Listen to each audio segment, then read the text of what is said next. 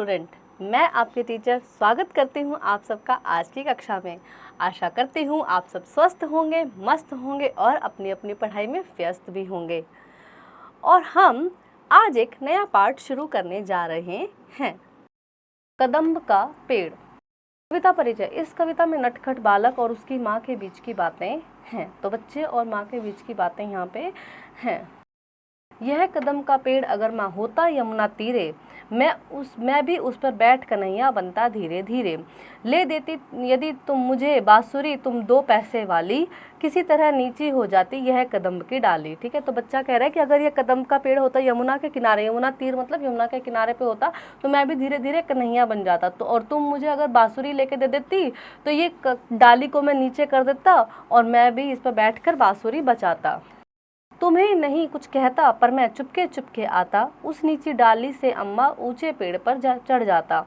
वहीं बैठ फिर बड़े मजे से मैं बांसुरी बजाता, अम्मा अम्मा कह बसी के स्वर में तुम्हें बुलाता।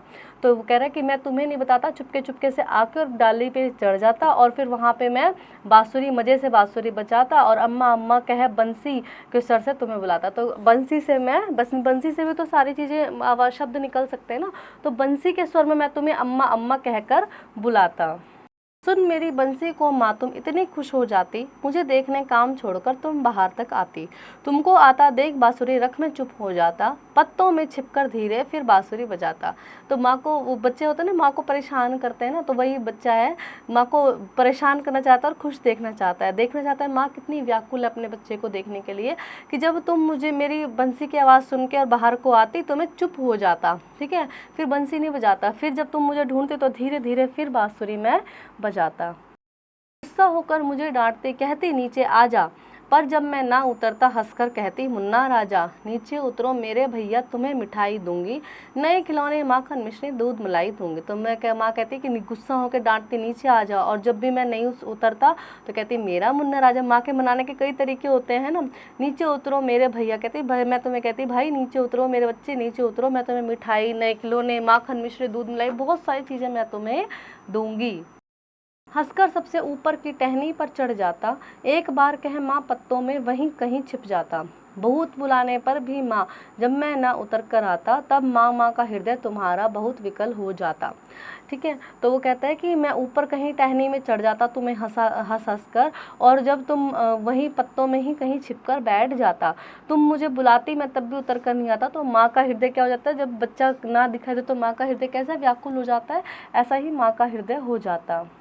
तुम आंचल पसार कर अम्मा वहीं पेड़ के नीचे ईश्वर से कुछ विनती करती बैठी आंखें नीचे, तुम्हें ध्यान में लगा देख मैं धीरे धीरे आता और तुम्हारे फैले आंचल के नीचे छुप जाता। तो तुम आंचल पसार कर पेड़ के नीचे बैठ के और भगवान से विनती करते कि हे भगवान मेरा बेटा मुझे वापस दे दे, वो नीचे आ जाए, है ना।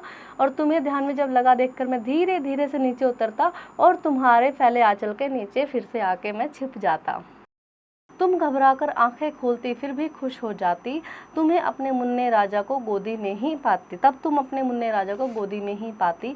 इसी तरह कुछ खेला करते हम तुम धीरे धीरे, माँ कदम का पेड़ अगर यह होता यमुना तीरे। तो बच्चा कह रहा है जब माँ आंखें करके भगवान का ध्यान करे, हे भगवान मेरे बच्चे को नीचे भेज दे, तो मैं धीरे धीरे आके तुम्हारे आंचल में छुप जाता, फिर तुम एकदम से आंखें खोलती और मेरे को देख के खुश हो जाती है ना, कि मेरा मुन्ना, और अपने बच्चे को गोदी में ही पाती। और इसी तरह हम तुम धीरे धीरे खेलते और मज़ा आता अगर एक कदम का पेड़ होता यमुना तीरे।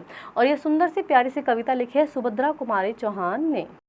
शब्द ज्ञान। यमुना तीरे यमुना के किनारे, विकल बेचैन बंसी बांसुरी, आंचल पल्ला, हृदय दिल, विनती प्रार्थना।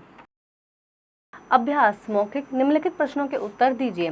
बच्चा क्या चीज़ लेने के बारे में बात करता है? तो बच्चा बांसुरी लेने के बारे में बात करता है। बच्चा किसके पीछे छुपकर बांसुरी बजाने की बात कर रहा है? तो वो कह रहा है पत्तों के पीछे छुपकर, है ना, वो बांसुरी बजाने की बात कर रहा है। माँ उससे नीचे उतरने के लिए किन किन चीज़ों का लालच देती है? माखन मिश्री दूध मलाई खिलौनों का लालच देती है।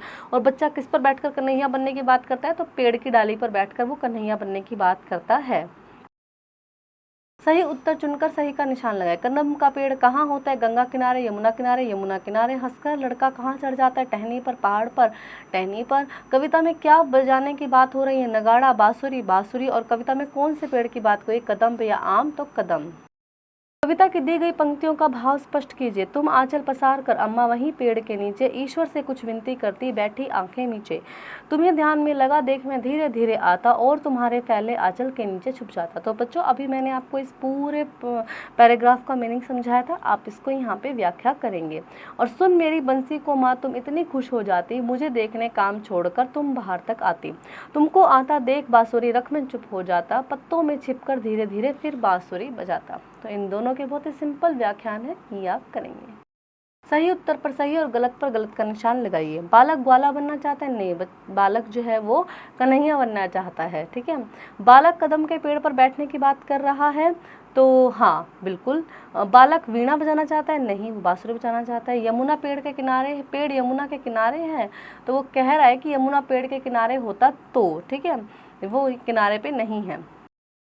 निम्नलिखित प्रश्नों के उत्तर लिखिए। माँ ईश्वर से क्या प्रार्थना करती है? माँ ईश्वर से प्रार्थना करती है कि हे प्रभु मेरा बच्चा नीचे उतर के आ जाए, है ना, जल्दी से मेरे पास वापस आ जाए। बच्चा कन्हैया कहकर बनकर क्या क्या करना चाहता है? माँ का दिल कब परेशान हो जाता है और बच्चा पत्तों में क्यों छिप जाता है? इनके उत्तर आप अपनी पोएम से ढूंढकर लिखेंगे। भाषा ज्ञान। जो शब्द दो शब्दों या वाक्यों को जोड़ते हैं उन्हें समुच्चय बोधक शब्द कहते हैं, जैसे तो, और आदि। तो समुच्चय बोधक जो अलग अलग वाक्यों को जोड़ देते हैं। निम्नलिखित वाक्यों में समुच्चय बोधक शब्द लिखिए। मैं बीमार था डैश स्कूल नहीं गया। मैं बीमार था इसलिए स्कूल नहीं गया। उसने सेब खा लिया डैश क्योंकि उसे भूख लगी थी। संजना और रंजना दो बहनें हैं और उसने बहुत समझाया पर वह नहीं माना। तो इस तरह से आप इनको समुच्चय बोधक शब्द हम इन्हें कहते हैं। बहुत सारे होते हैं, काफ़ी सारे और भी होते हैं, और ये दो वाक्यों को जोड़ देते हैं। निम्नलिखित वाक्यों में समुच्चय बोधक शब्द लिखिए। मैं बीमार था इसलिए स्कूल नहीं गया। उसने सेब खा लिए क्योंकि उसे भूख लगी थी। संजना और रंजना दोनों बहनें हैं। उसने बहुत समझाया पर वह नहीं माना। दिए गए शब्दों के लिए स्त्रीलिंग और पुल्लिंग लिखिए। अम्मा के लिए अम्मा क्या है? स्त्रीलिंग वर्ड है। भारत पुल्लिंग वर्ड है। कदम पुल्लिंग वर्ड है। यमुना स्त्रीलिंग है। आंचल स्त्रीलिंग है और आज़ादी स्त्रीलिंग है। तो कान शब्दों का मिलान कीजिए। तीरे धीरे, आजा राजा, नीचे मीचे और जाता आता। नीचे दिए गए अपठित गद्यांश को पढ़कर नीचे दिए गए प्रश्नों के उत्तर दीजिए। हमारा देश त्योहारों का देश है। देश के प्रत्येक हिस्से में पर्व मनाए जाते हैं। इन त्योहारों में प्रमुख है होली, दीपावली, पोंगल, वैशाखी, ईद और क्रिसमस। वैशाखी पर्व खेती पर्व के रूप में मनाया जाता है। नई फसल घर आने पर चारों तरफ खुशी का वातावरण होता है। इस दिन लोग नदियाँ, तालाबों व सरोवरों में स्नान करते हैं। किसानों में बहुत उत्साह होता है। पंजाब में भांगड़ा नृत्य किया जाता है। घरों में तरह तरह के व्यंजन बनाए जाते हैं। सभी मिलकर आपस में खुशी प्रकट करते हैं। इसी दिन नया वर्ष भी शुरू होता है। नए काम की शुरुआत भी इसी दिन की जाती है। प्रत्येक त्योहार हमें आपस में मिलजुल कर रहने की संदेश देता है। इससे त्योहारों का देश कहा जाता है। पंजाब, तमिलनाडु, भारत। फसल की पैदावार पर मनाया जाने वाला त्योहार दीपावली, ईद, वैशाखी। और पंजाब में कौन सा नृत्य किया जाता है? घूमर, कथकली, भांगड़ा। त्योहार हमें क्या संदेश देते हैं? आपस में मिलजुल कर रहना, पूजा पाठ करने का या घूमने का, आपस में मिलजुल कर रहने का। शुद्ध शब्द पर गोला लगाएं। तो हमें एक ही स्पेलिंग 3 बार दी हुई है। जो शुद्ध है उस पर गोला लगाना है। विशेष। तो ये पहला वाला विशेष बिल्कुल सही है। तो बीमारी। तो तीसरा वाला बीमारी बिल्कुल ठीक है। यमुना और यमुना। तो यहाँ पे पहला वाला यमुना ठीक है। रचनात्मक कार्य। शब्दों को सही क्रम से लिखिए। रचनात्मक कार्य शब्दों को सही क्रम में लिखिए। सरीमी, तो ये हम मिस्री इसको लिख सकते हैं, ठीक है।